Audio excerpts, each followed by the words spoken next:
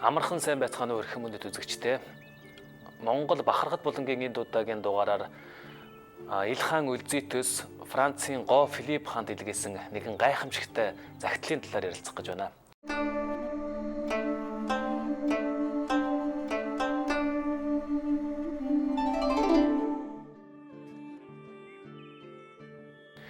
Өмнөх дугааруудаараа бид Илхан аргууны загтал, Илхан абгагийн зарлиг бичиг гэдэг Илхатын хэд хэдэн бичгийг авч үзсэн.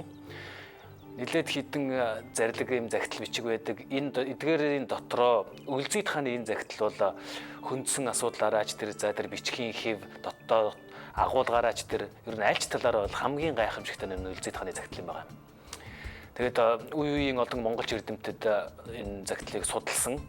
Владислав Котович гэж Польшийн нэрт монголч эрдэмтэн бол бүр судлаад юу гэж дүгнсэн бэ гэхээр энэ Үлзийт хаан энэхүү загтлаараа дипломатиосгойчийг дэлхийд дахинд үүтгэжээ. Пакс Монголико гэж нэрлэдэг тэр Монголын инх тайван гэж олон улсын бүр нэр томьёо олчихсон тийм ээ. Пакс Монголико энэ зүйлийн нэгэн хэсэг нь энэ загталтай холбоотой юм а гэж монголчууд тэр дундад зууны үед яах тэр хэцүү үед дэлхийн нийтэд инх тайвныг тогтоосон гэж энэ загтлыг уншаад л дүгнж байсан. За хамгийн нарийн дэлгэрэнгүй судалгааг бол нэрт эрдэмт монголч эрдэмтэн Клевис Мостерт нар хийж Аргун хаан Үлзийт хаанаас Францын Филипп хаан бичсэн загтлууд гэсэн энэ хоёр загтлын тухай тусгайлан ном хүртэл бичсэн байгаа. Энэ номыг Франц хэлнээс монгол хэлэнд орчуулагдсан хэвлэгдсэн байгаа. Та бүхэн уншиж үзээрэй. Одоо тэгээд үнэхээр энэ яагаад энэ загтлыг одоо их тайвныг үүтгэсэн, яагаад гайхамшигтай гэдэг байгаа юм бэ гэдгийг одоо бүгдээр хамтдаа загтлаа хамтдаа уншиж задлан үздэгэ. За энэ одоо текст их сэдв маань энэ байж байна. За одоо бүгдээрээ уншъя. За эхний мөр. За Үлзийт султан үг мануу гэж байна. За тэгээд мөрд доороос Ири де Варанс султана. Энэ нь болохоор Рой де Франс гэдгээ хэлж байна. Султан гэдэг нь хаан гэсэн утгаар. Одоо Францын хаан танаа гэсэн маягаар султана гэдэг сүүлийн орхиц нь болохоор өг хоршихын ялгал. За дараа нь эртнээс та бүрэн гэдэг нь та бүхэн гэсэн үг. Варангууд иргэний султаад.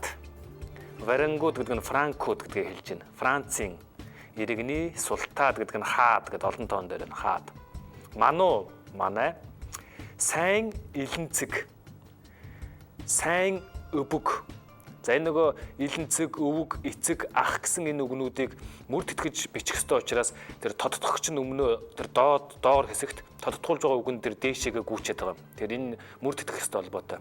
Тэгэхээр сайн илэнцэг, сайн өвөг, сайн эцэг, сайн ах тур амралдаж юу. За энэ сайн илэнцэг гэдэг нь Үлзийт хаан бол Хүлгүү хаана илэн цэцэг Хүлгүү хаана хэлж байна. Сайн өвөг гэхээр өвөг эцэг абга хааныгаа хэлж байна.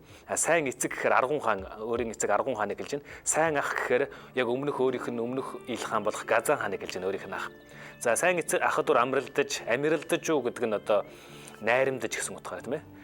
Хол бэр бүгээсүү ойра митүү сэтгэж юу гэж байна. За энэ юу гэсэн үг вэ гэхээр хол боловч ойр мэт сэтгэж.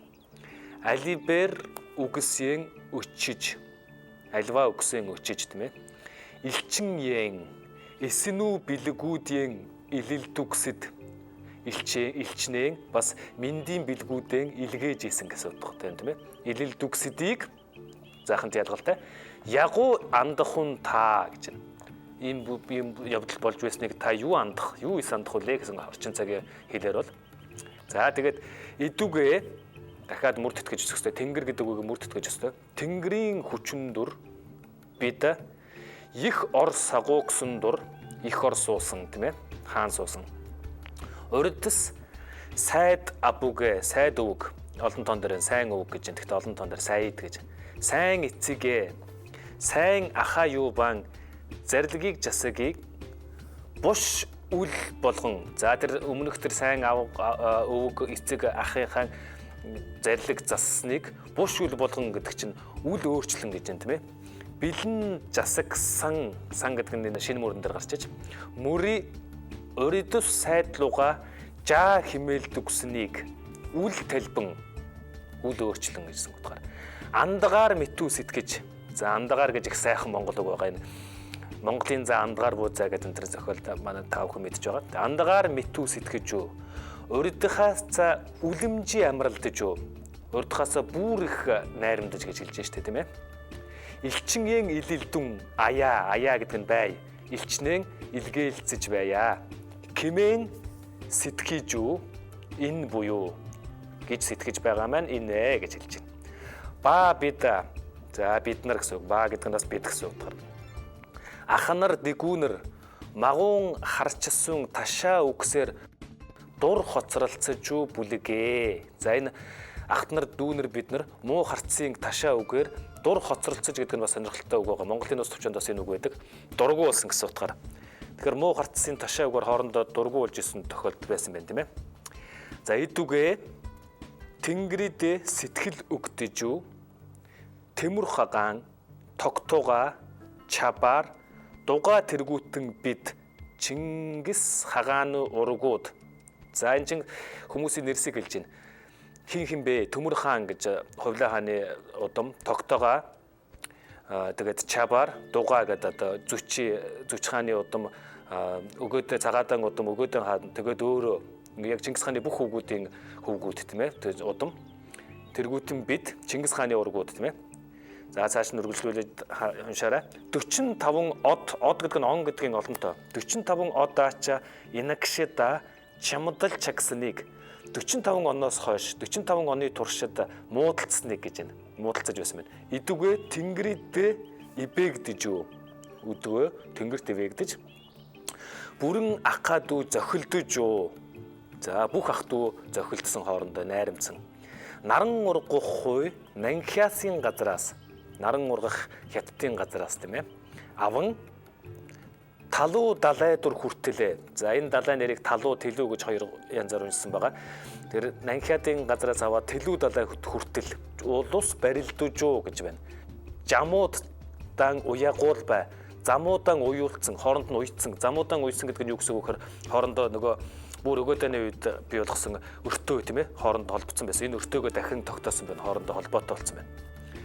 Ингээд за цааш нь биднүү жагуура хим буш сэтгэвэс. Бидний зуур гэдэг нь бидний хооронд хин одоо муу сэтгэвэс.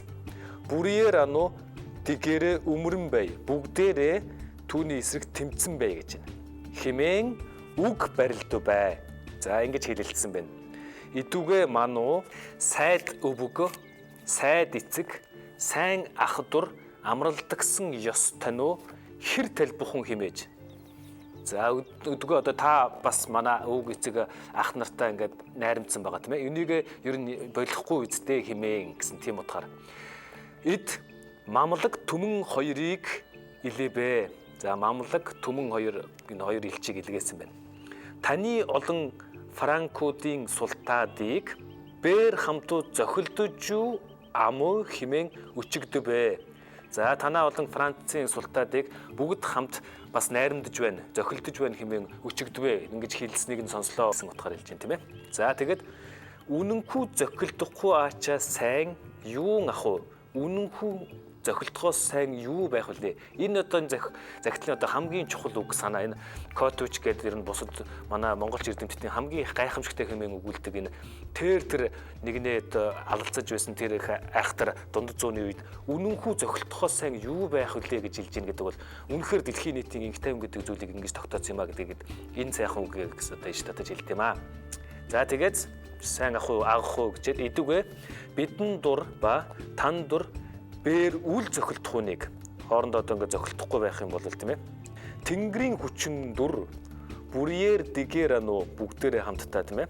Өмрөн байх үеийг бүгдээрээ хамтдаа тэрийг эсрэгцэж байхыг Тэнгэрийн мэдтүгэ гэж байна. Тэнгэр мэдтүгэ. За тэгээд одоо хамгийн сүүлд нь энэ Монгол захидал ёсоор хаан хизээ бичснээр дандаа бичдэг тийм ээ. Бичиг мануу долгуан загууд 700 дөрбөн од тур. Од гэдэг нь он гэдгийн олон тооны нөхцөл гэдэг юм нэлсэн. Дүүл 7 загуу 4 онд дотор 704 онд нөгөө лалын толлоор явж байгаа. Могой жил одоо Монгол доллараар явж байна тийм ээ. Могой жил зуны тэргүүн сарային 8 хагуучид та Аливана бүхийдүр бичвэ. 1305 он л да энэ бол. Тэгээд 1305 онд энэ Аливана гэдэг энэ хотод бичлээ гэсэн байна. Тэгээд бичибэ гэсэн үгийг жишээлбэл та бүхэн хардсан байна. Энэ яаж сайхан таталж вэ? Энэ бол ерөөсөө Монголын уран бичлэг каллиграфийн дурсгал болох юм. Дэлхийн түүхэнд инх тайвныг, Монголын хүлцэмж, Монголын Pax Mongolica гэдэг зүйлийг анх бий болгосон, дипломат ёсыг анх бий болгосон гэдэг энэ түүх хийгч өгүүлж байгаа юм. Тэгээд олон тэр монгол хэлнийх нь үг тус бүрийнх нь утгыг наривчлан авч үзэх юм бол монгол хэл бичгийн маш сонирхолтой түүхийг өгүүлж байгаа. Ийм нэг гайхамшигтай бичиг байгаа юм Үлзий хааны бичиг гэж. Тэгээд энэ бичгийг Францаас манайд бүрэн хуулбарыг нь ирүүлсэн байгаа. Энэ уг гэх нь бол Парисын архивд хадгалагдаж байдаг. Тэгээд хуулбар нь бол Монголын үндэсний түүхийн музейд нэг хуулбар байгаа. За бас тэрнээс өмнө бүр 1960-ад оны үед 50-ад оны үед байна улсын төв намын санд бас нэг хуулбар нэрсэн байх хэвээр. Тэгээд энэ манай оюутан залуус та бүхэн энэ музей номын санд очиж яг энэ хуулбарыг нь өөрийн нүдээр үзээд уншаад тэгээд танилцсан үстэй. Энэ Монголын болон дэлхийн түүхэнд гайхамшигт хувь нэмэр болсон захиа юм шүү байна.